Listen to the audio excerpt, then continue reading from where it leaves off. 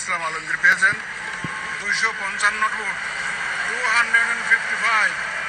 মির্জা ফখরুল ইসলাম আলমগীর দীর্ঘ সংগ্রাম, অত্যাচার, জুলুম, নির্যাতন, গণতন্ত্রের জন্য তিনি যে ধারাবাহিকভাবে আন্দোলন করে গেছেন, তার পুরস্কার আজকে তিনি পেলেন। বাংলাদেশের 23তম রাষ্ট্রপতি মির্জা ফখরুল ইসলাম আলমগীর স্যারকে অসংখ্য ধন্যবাদ। আমরা আশা করব বাংলাদেশের মানুষের আশা, আকাঙ্ক্ষা, যে প্রত্যাশা, মির্জা ফখরুল ইসলাম আলমগীর স্যার মহামান্য রাষ্ট্রপতি, তিনি মানুষের পালস বুঝবেন এবং গণতন্ত্র উত্তরণের জন্য 5 বছর পর পর রাষ্ট্রপতির যে বিশাল একটি ভূমিকা, সেই জায়গা থেকে রাখার যে সুযোগ আছে, আমরা আশা করব মির্জা ফখরুল ইসলাম আলমগীর স্যার রাষ্ট্রের সর্বোচ্চ সাংবিধানিক জায়গা থেকে, তিনি বাংলাদেশের অভিভাবকের জায়গা থেকে রাষ্ট্রকে একটি স্থিতিশীল জায়গায় এবং 5 বছর পর পর গণতন্ত্র উত্তরণের যে ভোটাধিকার প্রয়োগের যে ব্যবস্থা, সেটি তিনি স্মুথভাবে করার যে গণতন্ত্র উত্তরণের যে ধারাবাহিকতা, সেটি তিনি বজায় রাখবেন। আমরা আশা করতে পারি মির্জা ফখরুল ইসলাম আলমগীর একজন সজ্জন ব্যক্তি এবং খুবই একজন ভদ্র মানুষ।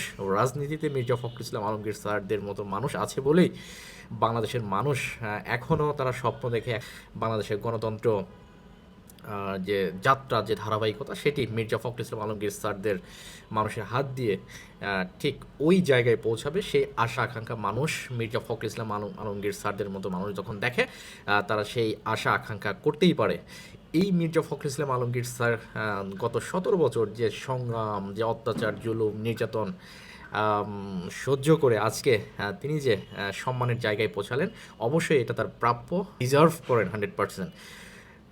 মির্জা ফখরুল ইসলাম আলমগীর স্যার অনেক আগেই তিনি রাষ্ট্রপতি হতে পারতেন। তিনি যদি বিএনপির সাথে বেইমানি করতেন, পলাতক হাসিনা মির্জা ফখরুল ইসলাম আলমগীর স্যারকে নানাভাবে বিভিন্ন সময় তাকে অফার দিয়েছে বিএনপিকে ভাঙার জন্য, বা তাকে রাষ্ট্রপতি করা হবে, বিএনপি ভেঙে তাকে চলে আসার জন্য নানা রকম ষড়যন্ত্র হয়েছে বিএনপিকে নিয়ে। মির্জা ফখরুল ইসলাম আলমগীর তিনি সেই ফাঁদে, সেই ট্র্যাপে তিনি কখনো পা দেননি। মির্জা ফখরুল ইসলাম আলমগীর যদি হাসিনার সাথে হাত মিলাতেন, যদি হাসিনার কথায় তিনি বিএনপিকে ভেঙে দিতেন, তাহলে আজকে যে গণতন্ত্র বা 5 আগস্ট নতুনভাবে মানুষের আশা আকাঙ্ক্ষার প্রতিফলন ঘটিয়েছে, সেটা হয়তো বা কত যুগ পেছিয়ে যেত, সেটার হয়তো আমরা সঠিক কোনো ব্যাখ্যা, বিশ্লেষণ দাঁড় করাতে পারবো না।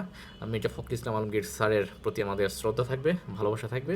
অবশ্যই মির্জা ফখরুল ইসলাম আলমগীর স্যারের কাঁধে যে দায়িত্ব, গুরু দায়িত্ব, রাষ্ট্রের সর্বোচ্চ যে সাংবিধানিক দায়িত্ব তার উপর অর্পণ করা হলো, সেটি তিনি যথাযথভাবে এবং সুনামের সাথে পালন করবেন। এবং তার যে দীর্ঘ সংগ্রাম, সুনাম, তিনি যে সজ্জন ব্যক্তি হিসাবে পুরো রাজনৈতিক ময়দানে নাম লিখিয়েছেন, সেই সুনাম তিনি ধরে রেখে তার বাকি জীবন অতিবাহিত করবেন বলে আমরা সেটা আশা ব্যক্তই করতে পারি। ধন্যবাদ।